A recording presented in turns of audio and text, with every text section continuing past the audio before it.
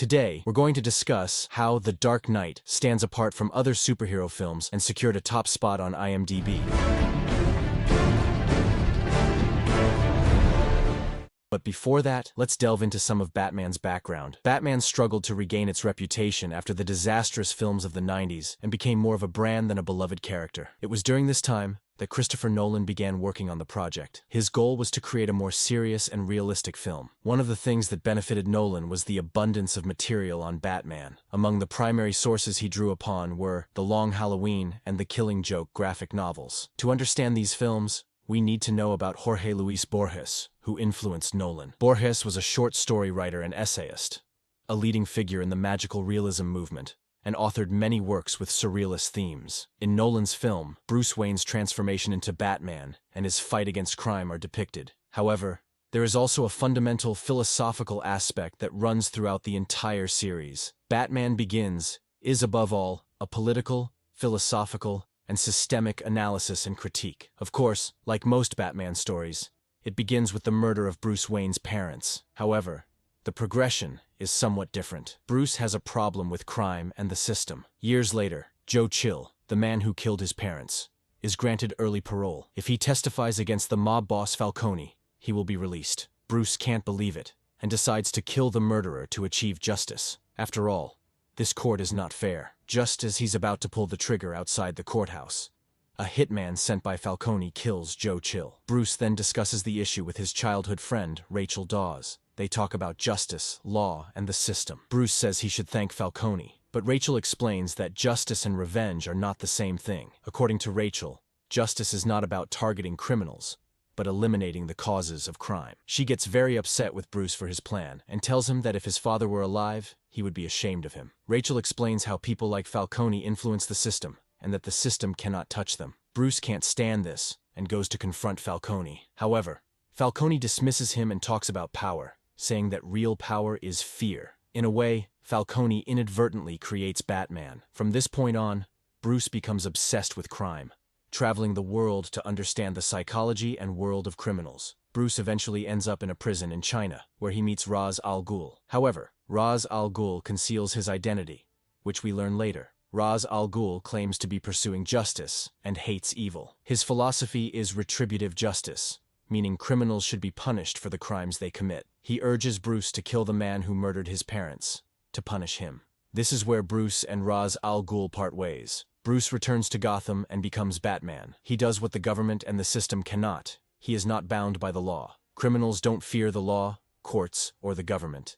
They fear Batman. Ra's al Ghul comes to Gotham with a plan to destroy the entire city. In his view, the people are the culprits behind this corrupt city. According to Batman, if he can capture the mobsters causing the crime and instill fear, no one will commit crimes. Later, Batman stops Ra's al Ghul and saves the city. As time passes, Batman grows stronger, and most of the streets in the city are cleaned up. With Commissioner Gordon's support, he begins to root out the criminal underworld. At this point, The Dark Knight begins. The film introduces the Joker character with one of the best opening scenes in cinematic history. At his core, Joker is an anarchist. He doesn't seek a cause and effect relationship in what he does. He simply does it because he wants to. Meanwhile, Batman, District Attorney Harvey Dent, and Commissioner Gordon fight crime together. This trio represents the legislative, executive, and judicial branches, essentially, the state. Batman, however, is given unlimited power. From now on, we'll refer to Batman as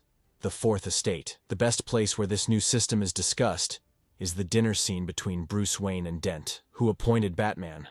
We did. Everyone who allowed our city to fall into such filth. Then Dent says, "You either die a hero or live long enough to see yourself become the villain." This is actually a foreshadowing of the film's finale. However, the criminal world responds to this state system with terrorism through the Joker. Joker proves that Batman's system is absurd. Unlike Ra's al Ghul, Joker has no system. His system is chaos. But Joker also wants the people on his side. This is where the psychological war begins. Alfred warns Bruce, some men aren't looking for anything logical, like money. They can't be bought, bullied, reasoned, or negotiated with. Some men just want to watch the world burn. Bruce doesn't fully understand this warning at first. There are many mysteries and open-ended questions in this film. One of them is the story of Joker's scars. He asks, "Do you want to know how I got these scars?" and tells everyone a different story. Although there are many theories about this, Joker tailors his stories to his audience, which makes this a much more terrifying fact. For instance, in the story he tells to the first black mob boss, Gamble, he says, "My father was a drinker. One day, he cut my mother and put a knife in my mouth." Even though we don't know Gamble's family situation, Joker and Gamble clash in their first encounter. Joker particularly says, "If this goes on, you won't even find a nickel to give to your grandmother." Gamble goes mad. It seems Joker has investigated Gamble's family situation. It's likely that Gamble grew up with his grandmother. Now, let's look at his dialogue with Rachel. Joker tells Rachel, "I had a wife. She was beautiful, like you, who gambled and got in deep with the sharks. To make her smile, I put a razor in my mouth and did this." He then says she couldn't take it. She left. In a similar vein, Bruce Wayne becomes Batman to please Rachel because she tells him he needs to change. Bruce makes big plans in a way, gambling with his life. But Rachel says she can't bear Bruce being Batman and leaves him. Just like in Joker's story, this implies that Joker has known Batman's identity all along. This also explains why he intentionally allows himself to be captured by Gordon. When Joker tells Batman,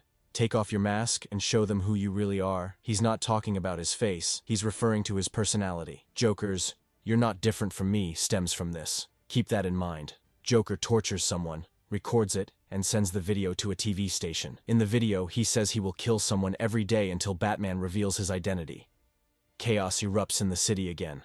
Joker targets Batman. What Bruce can't comprehend is Joker's words, "If you're good at something, never do it for free." The thought behind this is that if Batman hadn't broken the law, criminals wouldn't have turned to Joker, and Joker would never have existed.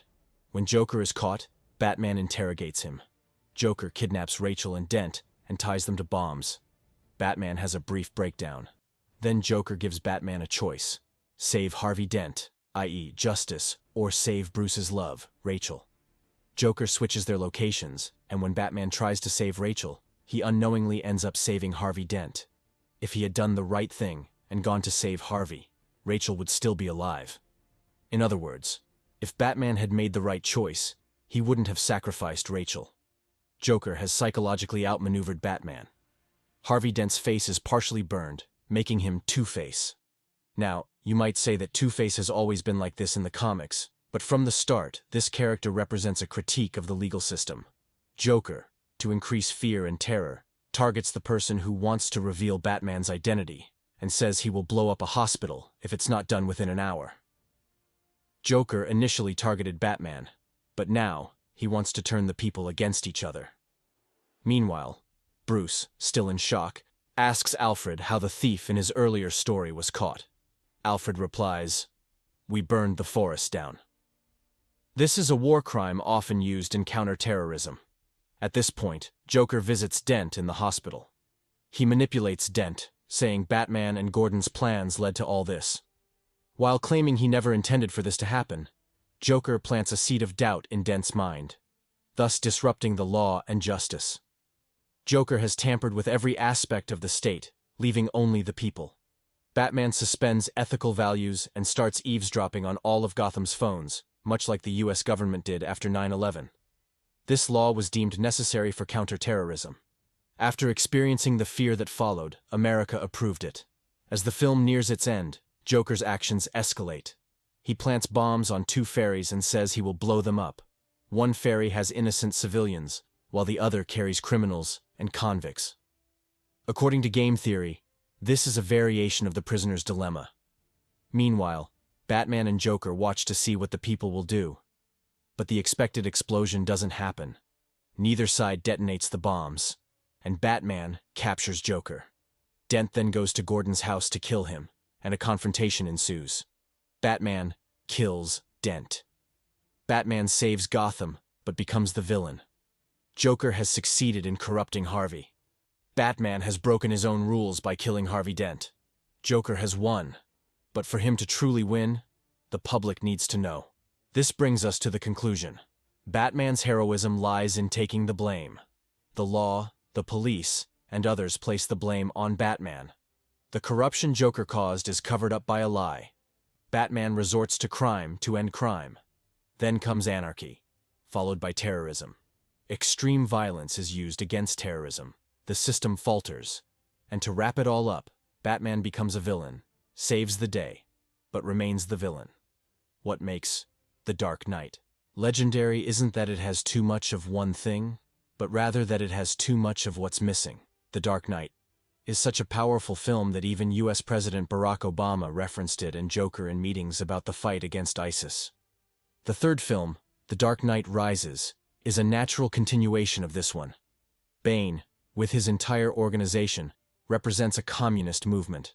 What he does is expose the mistakes the state made in its fight against terrorism and deceive the people. This is a critique of communism. Therefore, the third film continues this critique. Batman believes that no matter what, the people must know the truth, regardless of who the enemy is.